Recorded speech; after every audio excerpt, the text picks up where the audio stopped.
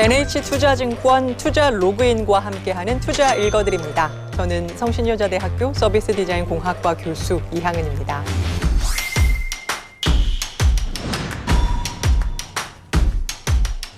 민초단, 오실모, F&B의 새로운 바람을 일으키는가 하면 스스로 발전하고 성취하는 갓생 키워드에 주목했습니다. 이러한 새로운 트렌드 뒤에는 모두 MZ세대의 활약이 있었기 때문에 MZ세대의 가치관, 소비 패턴을 파악하기 위해 기업들은 안간 힘을 쓰고 있습니다. 오늘 투자 읽어드립니다를 통해서 투자의 흐름까지 움직이고 있는 MZ세대에 대해 알아보고 그들을 읽는 방법에 대해 얘기해 보겠습니다. MZ세대를 이야기할 때 빼놓을 수 없는 키워드, 바로 공정성입니다.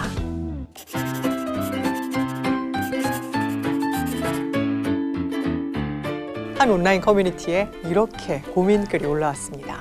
이 통장이 과연 공평한가? 데이트 비용은 남자가 내는 것이라는 인식이 강한 기성세대들은 이 데이트 통장 자체가 생소해요. 그런데 적게 먹었는데 똑같이 내는 것이 공평하냐? 이런 논란은 정말 놀랍습니다. MZ세대가 얼마나 공정성에 민감한지를 잘 보여주는 사례입니다. 지난 1월 말이죠. CEO를 포함해서 임직원 모두에게 메일이 발송이 되면서 성과급 논란이 화두가 됐습니다. 이 논란의 시작은 입사 4년차 직원이었는데요. 이후에 임원이나 간부급에서는 이 MZ세대 대응과 소통에 대한 교육이 중요하게 다뤄졌습니다.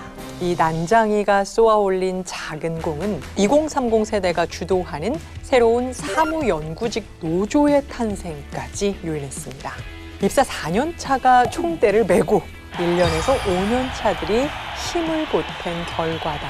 이렇게 말할 수 있겠네요. MZ세대의 또 다른 본능, 바로 찍히면 혼줄, 꽂히면 돈줄, 도덕주의죠. 예전에는 잘못을 저지른 후에 어느 정도 자숙기간을 갖고 나면 자연스럽게 복귀하는 연예인들이 참 많았어요. 그런데 현재는 좀 도덕 수준이 까다로워지고 있는 것 같습니다. 아무리 뛰어난 재능을 가졌다고 해도 해서는 안 되는 일로 찍혔다, 사과도 필요 없습니다. 바로 퇴출을 요구합니다. 기업에도 이 잣대는 아주 엄격하게 적용되죠. 유업의 불매운동이 대표적인 사례입니다. 대리점 갑질, 황하나 씨의 마약 범죄, 불가리스 허위 광고까지 연이어서 비판을 받았습니다. 이런 소비자 움직임에는 작년 사상 최대 적자를 기록했죠. 이 사례는요, MZ세대가 만들어낸 대표적인 혼줄 사례입니다. 반대로 돈줄 사례도 많습니다. 대표적인 사례로 홍대 치킨집 이야기가 있죠. 마포의 치킨집 사장님은 주머니에 5,000원밖에 없던 형제에게 무료로 치킨을 내줬습니다. 이후에도 사장님은 형제에게 여러 번 치킨을 내줬고요. 또 미용실에 데려가서 돈을 내주고 머리를 깎아주기도 합니다. 이 사연이 전해지면서 소비 행위로 업주를 응원하겠다, 이른바 돈줄이 시작됐습니다. 배달 지역이 아닌 강원도나 부산 등에 사는 소비자분들도 치킨은 안 보내주셔도 돼요 라고 주문만 계속 해주시는 거예요. 이렇게 주문이 폭주하니까 영업을 중단하는 사태까지 발생이 됐다고 하는데요. 사장님은 SNS에 정말 감사하다라는 말씀과 함께 이렇게 돈줄 나면서 벌어들인 수익금에 오히려 자비를 보태서 600만 원을 기부했습니다. 또 지난 6월에는 편백나무 방향제 판매자가 암 투병 중인 고객에게 따뜻한 댓글을 남겨서 역시 돈줄을 당한 사례가 있었습니다. 이들이 바로 선한 영향력을 미치고자 하는 MZ세대입니다. MZ세대의 마음을 얻기 위해 ESG 경영이 필수가 된 시대죠.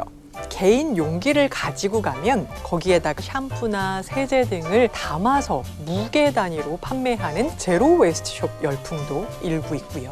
쓰레기가 될 뻔한 다양한 재료가 패션 아이템으로 재탄생합니다. 커피 찌꺼기를 활용해서 청바지를 만들기도 하고요. 버섯 균사체로 만든 인공 가죽이 나왔는데요. 명품 브랜드 가방의 소재로 활용이 됐다고 합니다. 화물을 덮는 트럭 방수천으로 가방을 만든 스위스의 프라이탁이 아주 대표적인 예였죠. 이 폐방수천을 활용한 거다 보니까 패턴이 매번 달라요. 하늘 아래 똑같은 프라이탁 가방은 없다는 말까지 생겼습니다. 예쁜데 착하기까지 한 상품들이 소비를 이끌고 있는 지금의 형태는 시장의 변화, 더 나아가서는 이 세상의 변화를 주도하는 역할이 기업이 아니라 바로 이 MZ세대들이라는 것을 보여주는 소비 문화입니다. 자기 주도적으로 삶을 살아가는 신인류, 바로 MZ세대들인데요. 이들을 지칭하는 말, 바른 생활 루틴이입니다. 프랑스의 소설가 베르나르 베르베르는 매일 아침 똑같은 카페에 들러서 아침을 먹고요. 오전 시간 동안 글을 쓰고 오후 1시부터는 점심을 먹는다고 합니다. 또 비슷하게 무라카미 하루키는요. 아침에 일어나면 달리기를 하고요. 간단한 식사 후에 글을 쓰기 시작을 하고 저녁에는 음악을 듣는 것으로 알려져 있습니다. 일상의 패턴을 이렇게 지켜나가는 것, 그것이 바로 창의력의 비결인 셈이죠. 코로나19로 규칙적인 일상이 무너졌습니다. 재택근무, 원격 수업, 우리 일상의 자유도가 굉장히 높아졌죠. MZ세대들은 그 속에서 오히려 공부 루틴, 운동 루틴, 업무 루틴, 특정 시간대에 하는 일련의 행동 묶음을 루틴이라고 부르면서 만들어가고 있습니다. 바른 생활 루틴이들은 루틴을 실천할 수밖에 없는 환경 속에 처하도록 강제하는 이 자기 묶기, 자기를 막 꽁꽁 묶어요. 그래서 부정적 행동이 발생하는 것을 방지합니다. 가장 효과적인 매개체는 바로 돈이죠. 돈을 빚기로 일상 루틴을 완성한다는 점에서 돈기부여 전략이라고 부르기도 합니다. 최근 인기를 끌고 있는 바디 프로필 열풍 대표적인 사례라 할 수 있는데요. 실제로 바디 프로필 촬영하려고 보니까 5, 60만 원이 넘는 엄청 비싼 비용을 지불해야 되더라고요. 이렇게 큰 돈을 헛되이 쓰고 싶지 않다면 매일매일 운동 루틴을 실천할 수밖에 없다. 이런 논리인 거죠. 투자 역시 루틴이 되고 있죠. 아침에 딱 눈 뜨면 경제 관련 뉴스 읽고 영상들까지 보시죠. 퇴근하고 나면 아예 투자 도서까지 읽으면서 주말에는 이 최근 성장하는 산업을 찾아서 심도 있는 리포트를 읽기까지 합니다. 이들이 이토록 루틴에 집착하는 이유는 딱 하나입니다. 코로나19 이후 고용시장의 한파로 인해서 MZ세대들은 더욱더 좁아진 취업문을 넘기 위한 끝없는 경쟁에 지쳐가고 있습니다. 큰 성공이 어려워진 경제 상황에서 사람들은 자신의 효용감을 일상에서 찾기 시작합니다. 이 불확실한 미래가 아니라 명확한 현실 생활에 집중해서 성실하게 사는 삶을 선택하면서 일상 속의 작은 성공을 축적하면서 나가는 미세 행복 추구자, 이런 사람들이 되는 것입니다. 자, 그럼 새로운 세계관을 제시하는 MZ세대들이 지갑을 여는 것은 무엇일까요? 그것을 알아야 투자에 성공할 수 있습니다.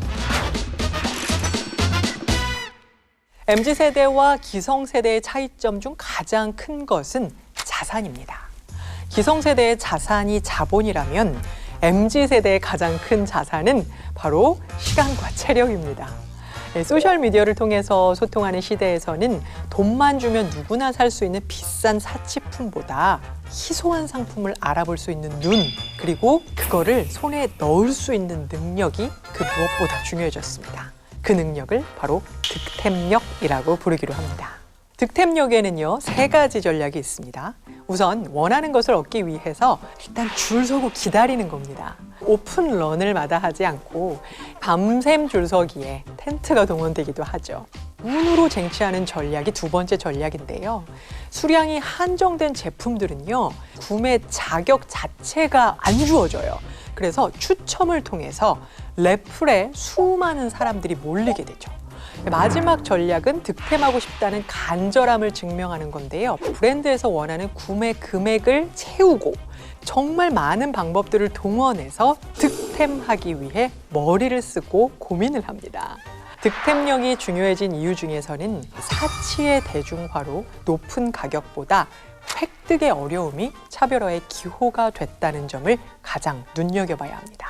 한정된 아이템이 투자의 일환이 된다라는 점도 득템력 부상의 원인으로 들 수 있죠.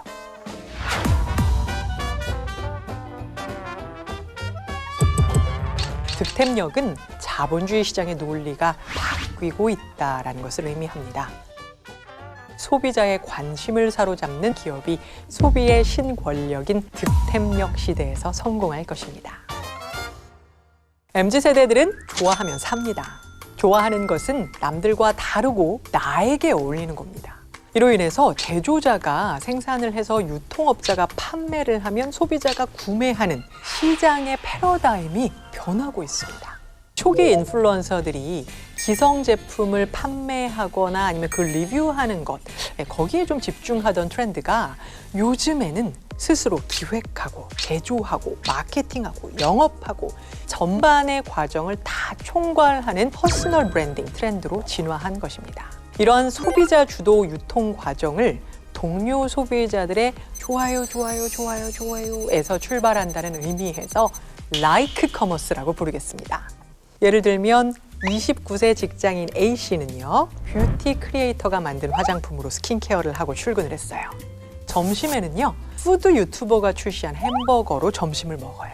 자, 이렇게 동일한 취향을 가진 사람들이 모이면 수익은 뒤따라오게 마련입니다. 아주 대표적인 예가 오늘의 집이죠.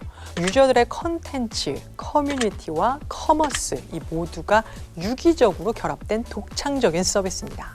세련된 감각을 가진 사람들이 자신의 공간을 공유를 하면 이를 참고해서 다른 유저들도 자신의 취향을 찾아내게 되고, 그러다 보니 구매까지 이어지는 콘텐츠 기반 커머스인 거죠.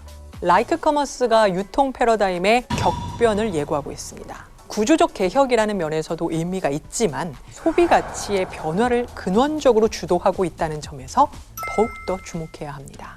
MZ세대들은 상품이 나음보다 다름, 다름보다 다움, 나다움, 이 사람 다움, 이런 다움에 지갑을 연다는 점을 잊지 말아야 합니다. 무엇이 나다운 것인가? 이 질문에 올바른 답을 내놓는 기업은 주가가 오를 것입니다. MZ세대를 파악해야 하는 이유는 바로 정보 파급력이 굉장하기 때문입니다. 새로운 개념이 나오면 내가 해봐야 직성이 풀립니다. 내가 아는 거 너도 알아? 주변에 동참을 시키고요. 삽시간에 퍼집니다. 그렇게 트렌드를 움직이고 기대 심리를 올리면서 주식에까지 영향을 주는 거죠. 이처럼 새로운 소비 권력인 MZ세대의 특성과 그들의 니즈를 파악하는 것은 더 이상 거대 글로벌 기업만의 과제는 아닙니다. 부의 기회를 원하는 우리 모두의 과제입니다.